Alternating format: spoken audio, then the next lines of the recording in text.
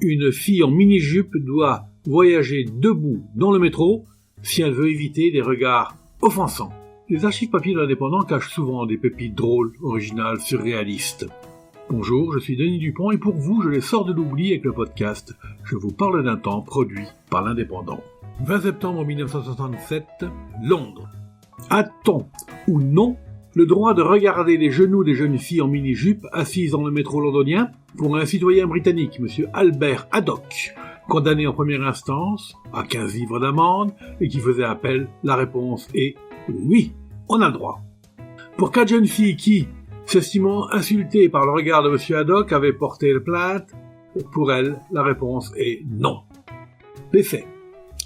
M. Haddock, qui n'est plus tout jeune, s'était assis dans le métro à la seule place disponible face à 4 jeunes filles en mini-jupe qu'il regarda avec insistance. Le procureur. Comment était-elle habillée? L'accusé. Oh, elle portait ce que j'appellerais un minimum ou une non-jupe.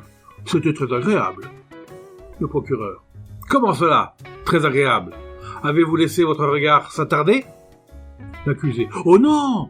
Lorsque je me suis rendu compte combien leurs jambes étaient exposées, j'ai dirigé mon regard vers une publicité au-dessus de la tête des jeunes filles, et je l'ai bien vite rabaissé car il s'agissait d'une réclame pour des sous-vêtements féminins. Conclusion du procureur, Monsieur Haddock aurait dû fermer les yeux jusqu'au moment où il aurait entendu le nom de la station où il descendait. Conclusion du juge, si le regard semble dire « Je vous aime et j'aimerais bien vous épouser », la limite est dépassée.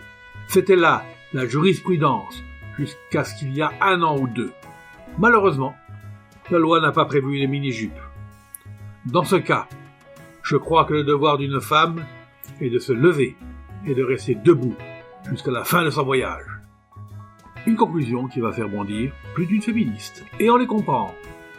C'était Je vous parle d'un temps, un podcast produit par l'Indépendant et concocté avec délice par Denis Dupont à retrouver ici même chaque semaine.